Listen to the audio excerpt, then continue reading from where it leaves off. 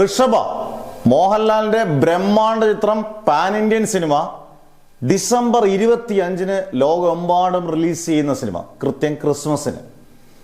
ഒരുപാട് പ്രതീക്ഷയോടുകൂടി കാത്തിരിക്കുന്ന സിനിമയാണ്. കാരണം മോഹൻലാൽ ഒരുപാട് നാളിന് ശേഷം, ഇപ്പം മരിക്കാനൊക്കെ ശേഷം ഒരു ചരിത്ര പ്രാധാന്യമുള്ള ഒരു സിനിമയാണ് ഇത്. രണ്ട് കാലഘട്ടത്തിലുള്ള സിനിമയാണ്. നമുക്ക് ഇന്നത്തെ ട്രെയിലറോട് വളരെ വ്യക്തമാണ്.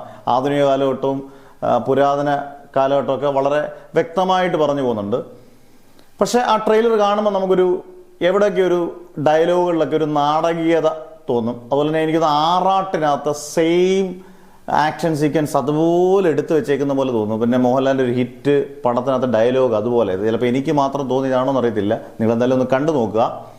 എന്തായാലും ഒരുപാട് പൈസ മുടക്കിയിട്ടുള്ളൊരു സിനിമയാണ്. കാരണം ആ പൈസ മുടക്കിയുള്ള അതിൻ്റെ ട്രെയിലർ വളരെ വ്യക്തമായിട്ട് നമുക്ക് കാണാം.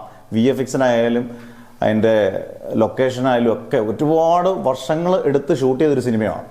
അന്നേരം ഈ സിനിമ വിജയിച്ചാൽ അതൊരു പാൻ ഇന്ത്യൻ തൂക്ക് തന്നെ ആയിരിക്കും എന്നുള്ള സംശയം വേണ്ട. പിന്നെ എനിക്കൊരു നെഗറ്റീവായിട്ട് തോന്നിയത് പേഴ്സണലായിട്ട് മോഹൻലാൽ ഇങ്ങനെയുള്ള ചരിത്ര വേഷങ്ങൾ ചെയ്യുമ്പം ഒരു മോഹൻലാൽ അത്രയും അതിഗംഭീരമായിട്ട് ചെയ്ത് അങ്ങനെ വിജയിപ്പിക്കാറില്ല. പ്രത്യേകിച്ച് ഇപ്പം മരക്കാറാണെങ്കിലും കടത്തനാടൻ അമ്പാടിയൊക്കെ ആണെങ്കിൽ പോലും ഒരു രാജാവിൻ്റെ അങ്ങനെയുള്ള വേഷങ്ങളൊക്കെ മോഹൻലാൽ ഒരു പരിമിതിയിലുള്ളതായിട്ട് എനിക്ക് തോന്നിയിട്ടുണ്ട്. എന്തായാലും ഋഷഭ ഇതിനെല്ലാം മറികടക്കും എന്ന് തന്നെയാണ് വിചാരിക്കുന്നത്. ഗംഭീരമായിട്ട്. കാരണം മോഹൻലാലിൻ്റെ വർഷമാണ് 2025 സംശയം വേണ്ട. ഋഷഭ 2025 നിർത്തുമ്പം ഒരു പാൻ ഇന്ത്യൻ തൂക്കേടി പ്രതീക്ഷിക്കുന്നു.